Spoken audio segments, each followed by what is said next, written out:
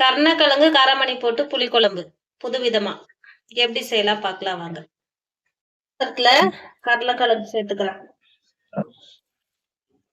ஒரு பவுல் வந்து காராமணி ஊற வச்சிருங்க, அது போட்டுக்கிறேன்.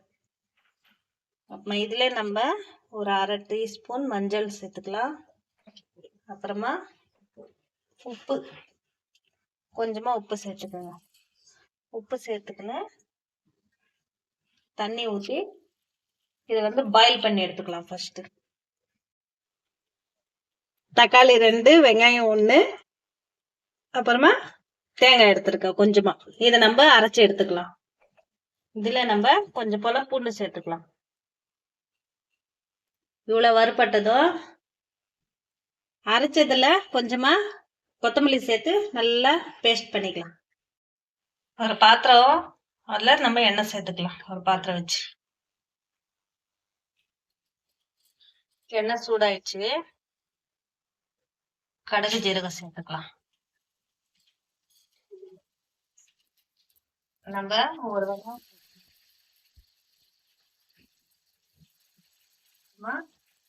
ஒரு 4 பல்லு பூண்டு சேர்த்துக்கலாம். அதுக்கப்புறமா கருவேப்பிலை இதெல்லாம் சேர்த்து நல்லா ஃப்ரை பண்ணி வச்சுக்கணும்.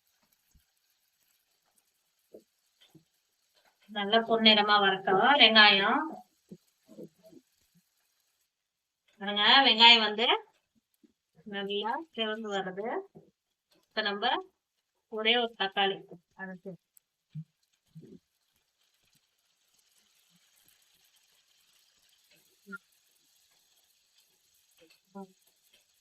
நல்லா ஃப்ரை ஆயிடுச்சு.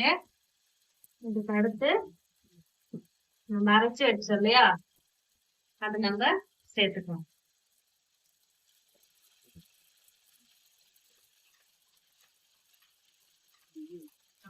இதே நல்லா எண்ணெயில ஃப்ரை பண்ணி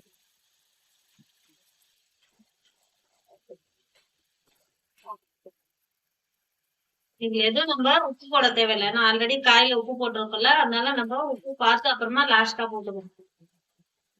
உப்பு நம்ம இப்ப போட தேவையில்லை. கொஞ்சமா எண்ணெயில ஃப்ரை ஆகட்டும். அதுக்கப்புறமா நம்ம ஆயிடுக்கலாம்.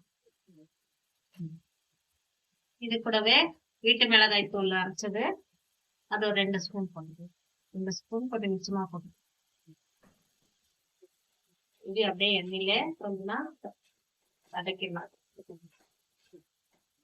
பாருங்க நல்லா செவந்துடுச்சு. நம்ம வேக வச்ச இந்த காராமணியும் இந்த கருணக்கிழங்கும் இதுல நம்ம சேர்த்துக்கலாம். சேர்த்துக்கிட்டா அந்த தண்ணியை இதுல சேர்த்துக்கணும். பாருங்க இது வந்து நல்லா கொதிச்சு வரட்டும். இந்த பச்சை வாசனை போற வரைக்கும் நல்லா கொதிச்சு வரணும். பாருங்க நல்லா கொதிச்சு வந்துடுச்சு. காயெல்லாம் வெந்துடுச்சு. ஆல்ரெடி பாதி பாயில் பண்ணிருந்தோம். இப்ப பாதி பாயில சரியா இருக்கும். இப்ப நம்ம ஒரு நெல்லிக்காய் அளவுக்கு புளி தண்ணி சேர்த்து இதை விட்டு ஒரு 2 நிமிஷம் கொதிக்க விட்டா போதும்.